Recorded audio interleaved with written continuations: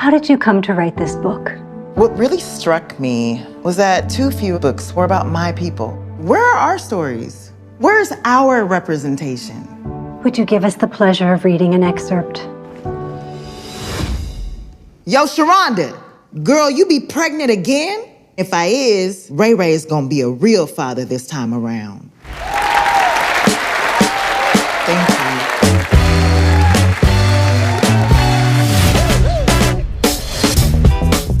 Monk, your books are good, but they're not popular.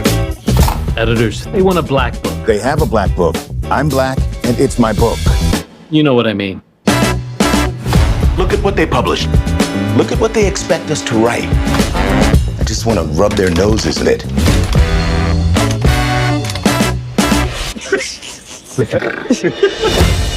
I be standing outside in the night. Deadbeat dads, rappers, crack. You said you wanted black stuff. That's black, right? I see what you're doing. We sold your book. No. We believe Mr. Lee has written a bestseller. It's a joke. The most lucrative joke you've ever told. Now, is Stag a pseudonym? Yeah. Mr. Lee can't use his real name. Is this based on your actual life? Yeah, you think some bitch-ass college boy can come up with that shit? No, I don't. Can I ask what you were in for? Was it murder? You said that, not me. They ran 300,000 copies. Your books change people's lives. They're offering $4 million for movie rights. Yes! The dumber I behave, the richer I get. This has gone too far. Stag Arley is still on the run from authorities. You haven't done anything. It's not like they can arrest you. Wish I could go back to not selling books. Is it bad to cater to people's tastes? People want to love you, Monk. You should let them love all of you. There's already so much buzz because of the movie deal. Michael B. Jordan is circling. We want to put him on the cover in one of those scarves, I guess you would call them, tied around his head. A do-rag? Do-rag, that's it. Do-rag and a tank top with the muscles showing. Somebody call the fire department.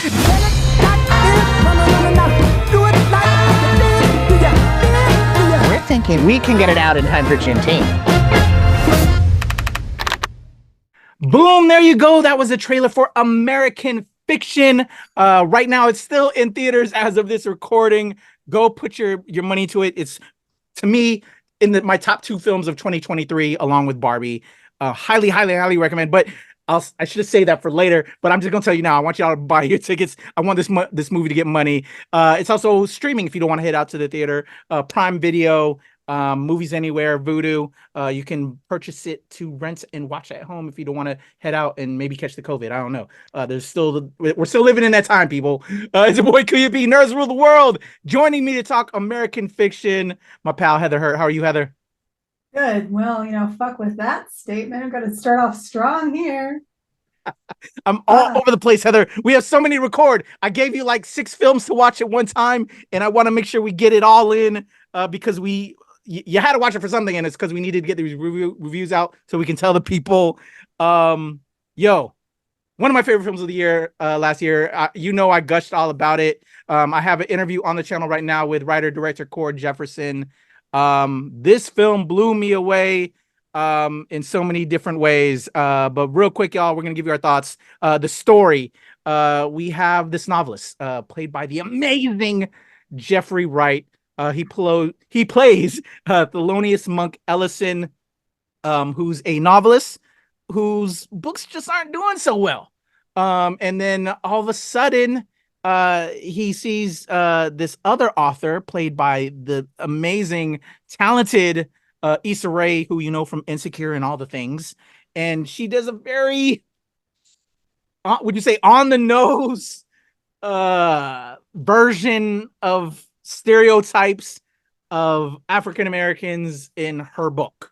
So Monk is like, you know what? Because this is bullshit. How is this selling so much within this universe? I'm just gonna do my version of it, and it becomes his top-selling book of all time, and it puts him onto a whole different path. I don't want to give too many spoilers in this, because again, it's an amazing film.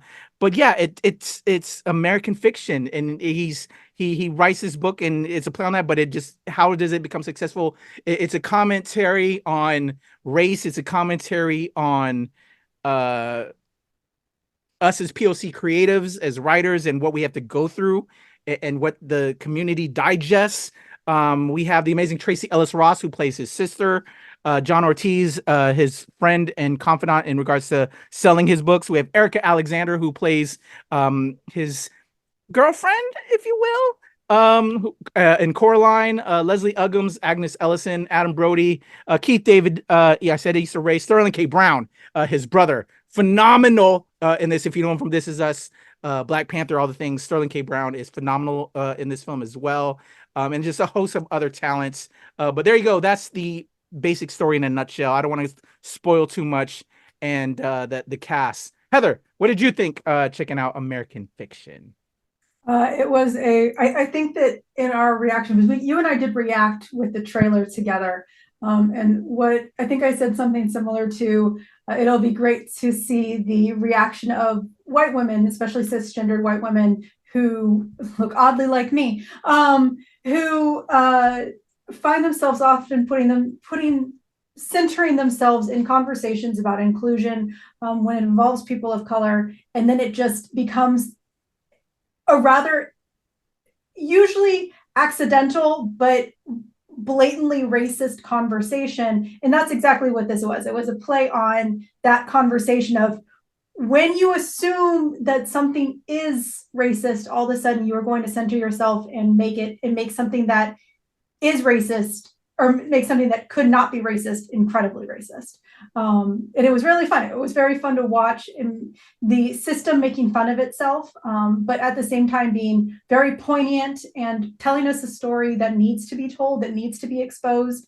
My husband, who often is one of those guys, he's not, someone, he does try to be an ally, but he's one of those guys where he tries to back away from certain themes. Like, I don't really, if it's there, it's there, but I'm not like watching a movie for it. The entire time through this movie, he's like, oh, this is great. This is great. All the angry white women with this movie. And I'm like, yeah.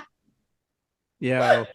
So, yeah, again, as a creative, as a writer, like, I know Thelonious Monk Ellison. I've been Thelonious Monk Ellison in my life, in this character that Jeffrey Wright inhabits. One of the major things I really love about this film is it, and it's what his character believes. I shouldn't have to write to an aesthetic, to the stereotypical thing that you put Black people on. I'm just a writer, and he was like, why is it in the Black section? You know what I'm saying?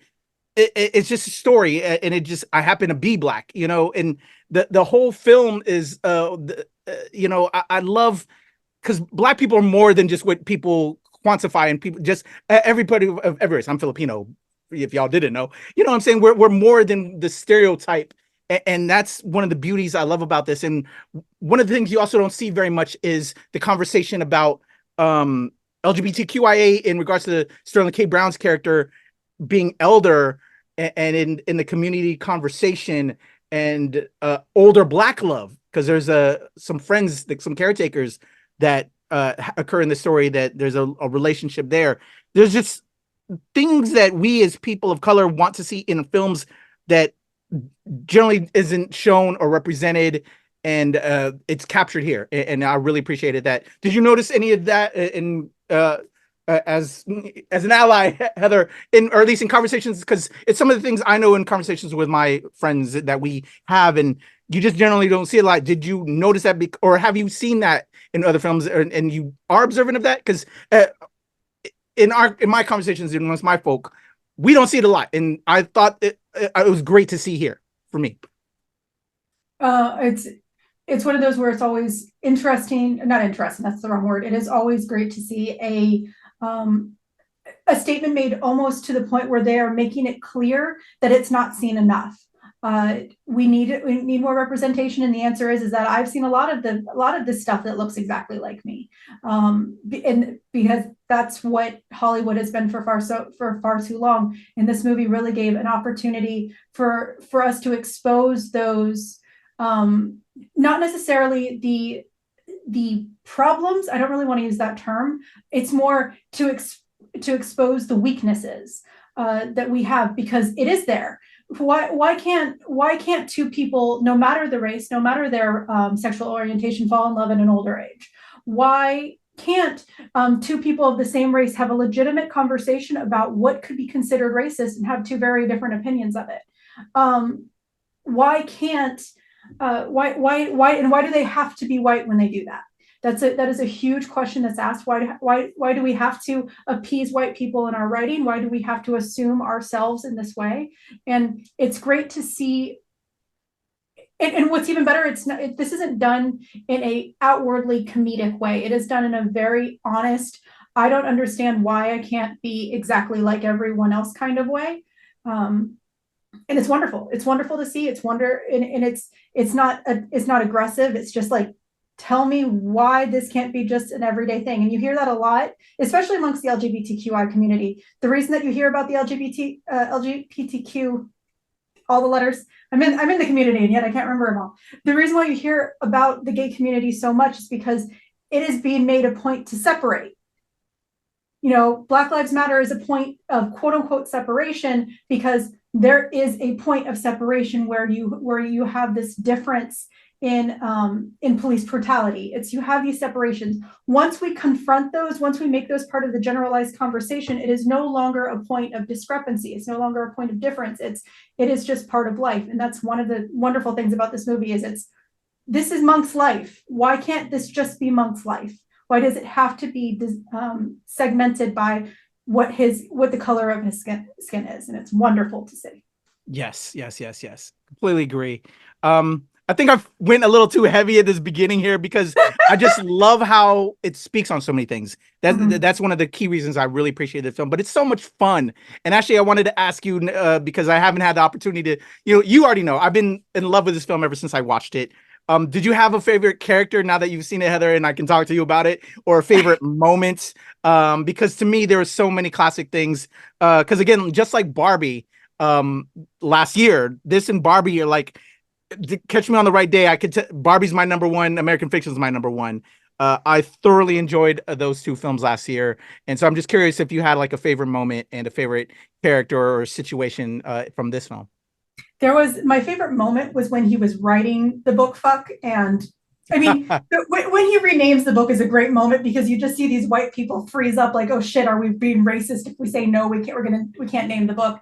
That's a great moment. But one of my favorite scenes is when he's writing it and you see these two incredible actors come out at each other, like trying to talk out this theme of a book. And it's so blatantly like 1980s, 1990s fun film that was very clearly meant for a certain demographic, and that many certain demographics thought was not for them when they were usually just fun movies.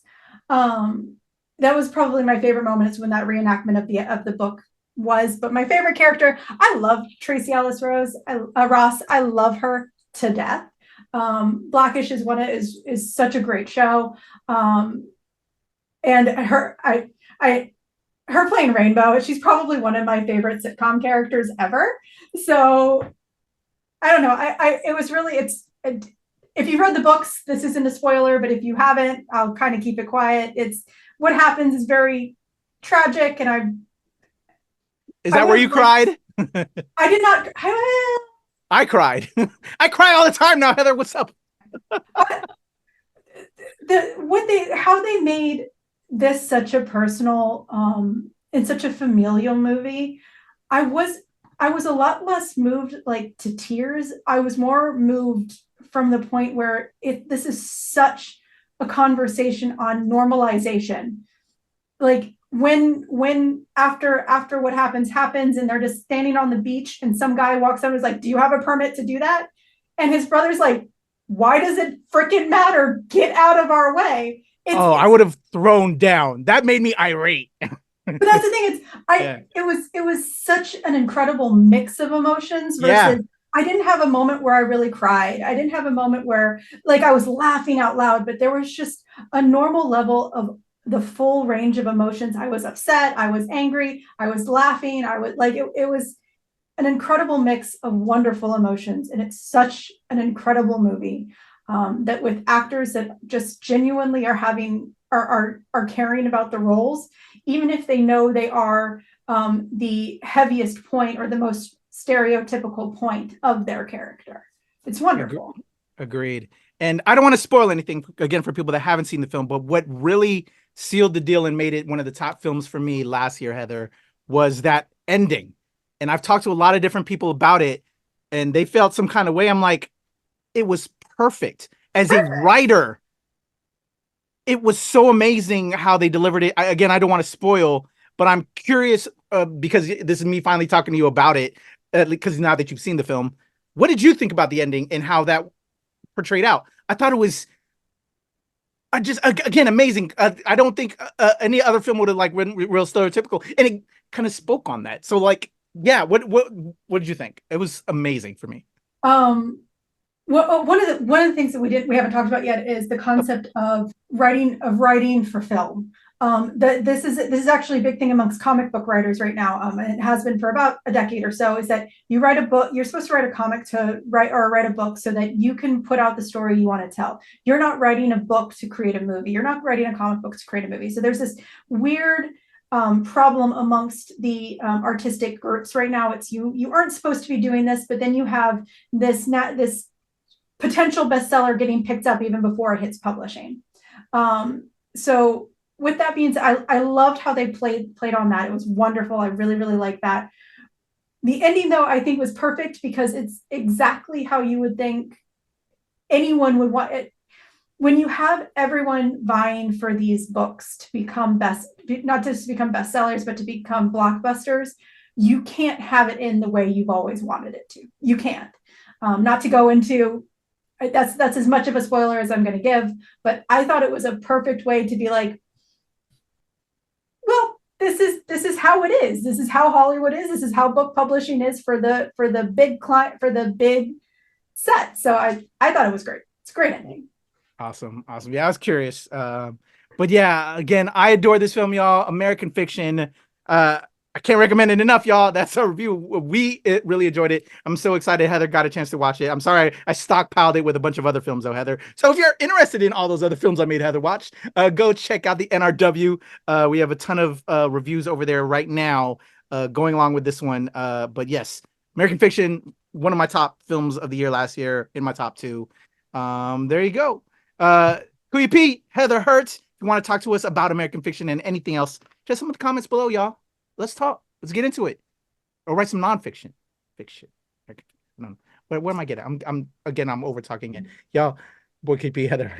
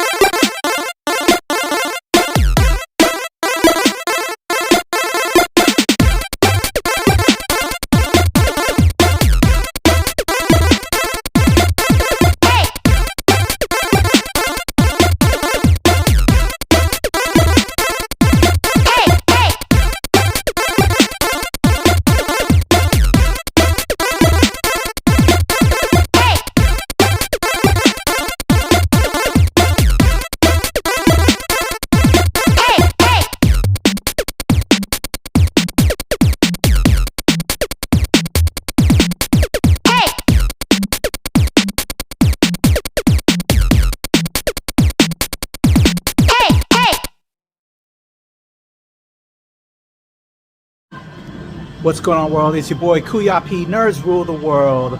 I just got out of the press screening for American Fiction, y'all. And I cannot wait to tell y'all about this film. There's a lot of embargoes going on. So right now, just to give you my initial thoughts coming out this joint, probably my favorite film of the year, y'all. I know I gotta like sit down, look at it all, see what all came out, but coming out this piece, I absolutely enjoyed it. So good. Jeffrey Wright, Sterling K. Brown, Tracy Ellis Ross, Erica Alexander, and written and directed by Cord Jefferson. First time for him on this. And what a film, y'all. I'm going to be digging into it, doing a full review when I can put that out. But thoughts coming out the joint, fire. It's lit. Favorite film of the year right now. Just right now. It's a joint. It's fire.